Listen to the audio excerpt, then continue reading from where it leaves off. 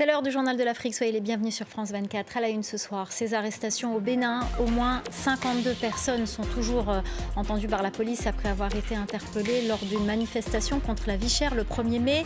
Selon leurs avocats, ils seront présentés au procureur de la République dès demain. La marche des syndicats avait été interdite par les autorités. Nous serons à Cotonou dans ce journal. Le Nigeria, de nouveau frappé par une pénurie de carburant. Les stations-service sont prises d'assaut par les automobilistes et les revendeurs illégaux ont repris du service. Nous serons à Lagos dans cette édition. Et puis, ces 32 objets sacrés Ashanti, de retour au Ghana, un retour temporaire. Ces objets pillés par les colons ont été prêtés par des musées du Royaume-Uni. Leur retour suscite beaucoup d'émotions dans le pays. Les détails à suivre. Au Bénin, 52 manifestants sont toujours en garde à vue à la direction de la police judiciaire. Sur les 72 qui ont été arrêtés lors d'un rassemblement du 1er mai, ils seront présentés au procureur de la République demain, selon leur avocat. Ces manifestants protestaient contre la vie chère. Cette marche organisée par la Confédération syndicale des travailleurs du Bénin avait été interdite par les autorités. Les précisions d'Emmanuel Sodji à Cotonou. Alors selon nos informations, elles ont été arrêtées alors qu'elles se rendaient dans des bus à la marche du 1er mai à Cotonou. Une marche qui était organisée par la Confédération syndicale des travailleurs du Bénin. La centrale syndicale nous a indiqué que ces militants comptaient marcher de la place de l'Étoile à la Bourse du Travail et ainsi rejoindre 4 autres syndicats qui tenaient un meeting contre la vie chère ce même jour et contre l'interdiction de manifester. Nous avons rempli les formalités, nous avons déposé une déclaration. Nous avons précisé le lieu, l'itinéraire de la marche, la chute. Ça fait plus de 30 ans qu'on organise de telles marches. Et à Cotonou, même le maire ne nous a pas écrit pour nous dire que c'est interdit. Et curieusement, c'est le jour de la manifestation qu'on voit un déploiement de force. Selon l'avocat des manifestants, les personnes encore en garde à vue sont poursuivies pour attroupement. Les autorités compétentes n'ont pas voulu s'exprimer, mais selon une autre source proche du dossier, elles sont aussi poursuivies pour outrage à agent et refus d'obtempérer. Précédemment, fin avril, 29 leaders syndicaux et manifestants avaient été interpellés avant d'être libérés. Ils avaient organisé une marche contre la vie chère. Plusieurs centrales de travailleurs dénoncent l'acharnement du gouvernement contre les libertés syndicales. Cette énième pénurie de carburant au Nigeria. Le pays producteur de pétrole continue d'importer la majeure partie de son essence, faute de raffinerie.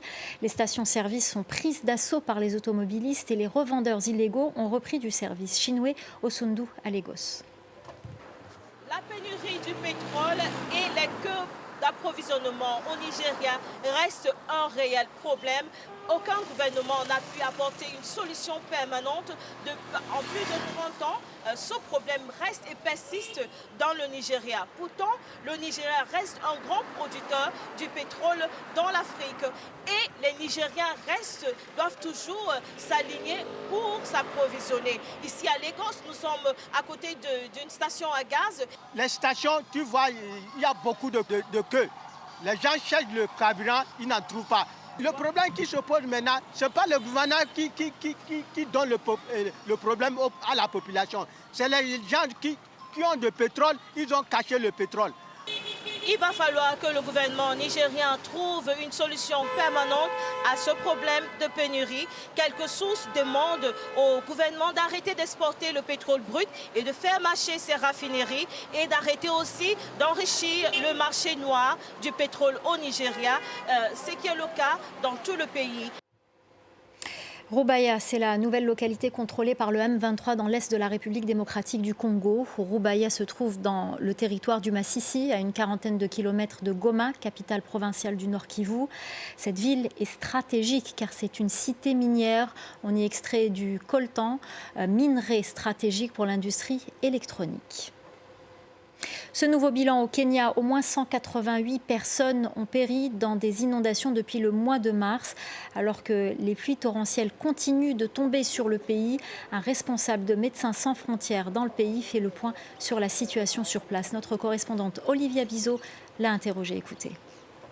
La pluie tombe en trombe une fois de plus ici à Nairobi, ce qui ne fera qu'aggraver les dégâts. Depuis le mois de mars, 165 000 personnes ont été déplacées et 188 personnes ont été tuées à cause des inondations. Les touristes ont également été affectés.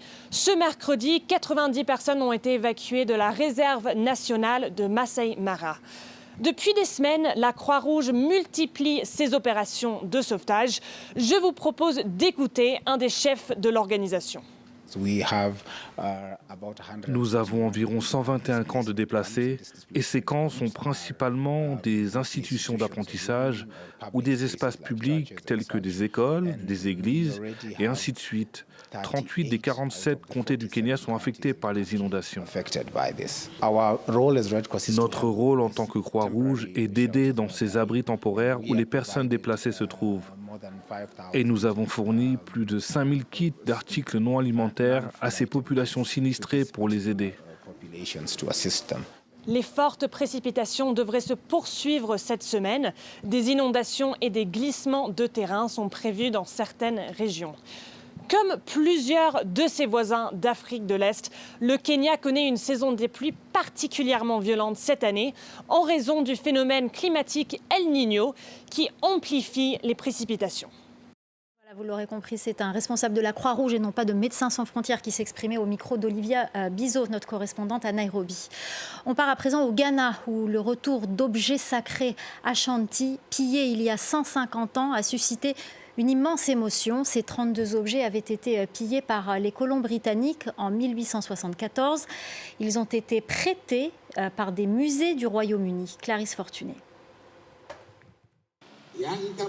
L'instant est solennel et cérémoniel pour ce moment historique.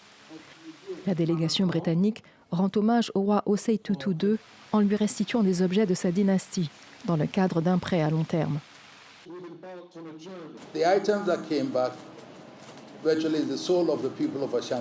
Les objets qui sont revenus représentent pratiquement l'âme du peuple Ashanti.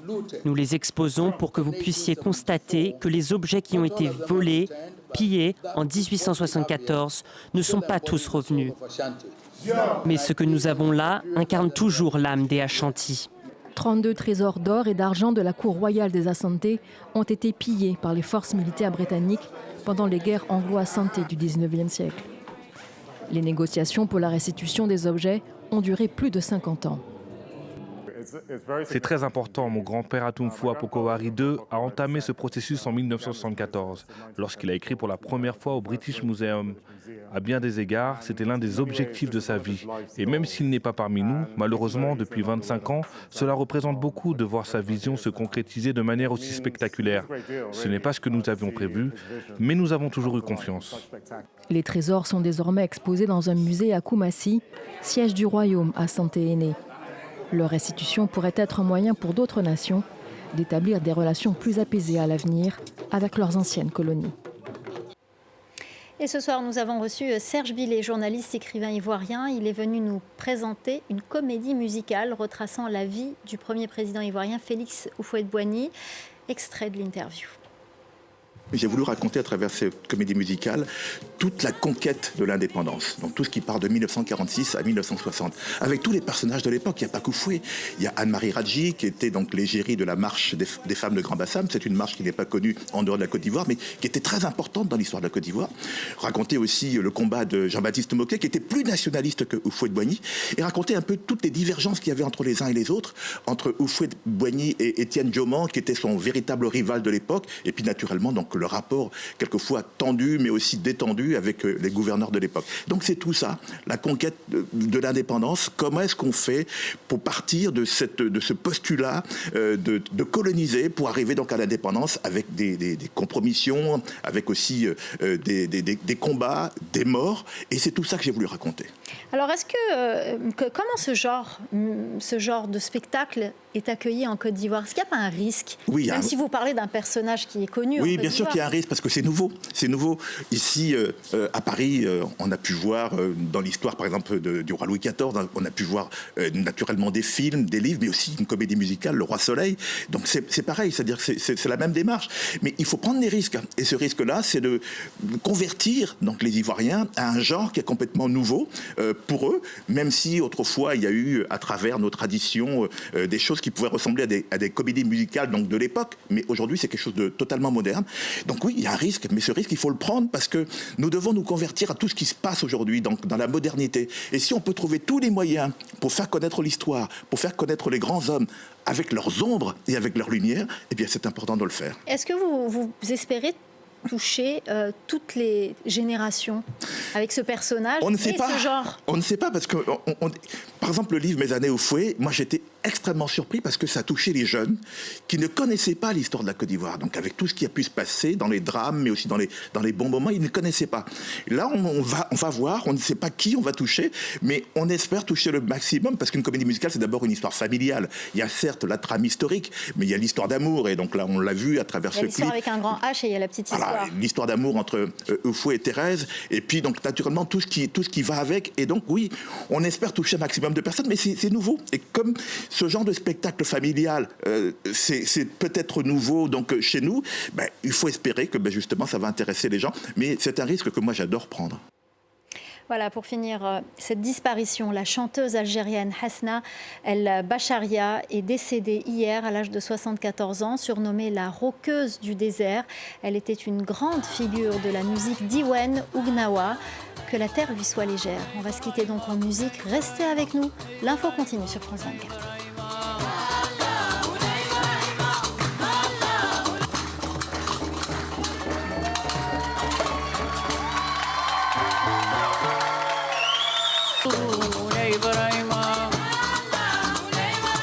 سكن الجبال مولاي برايمة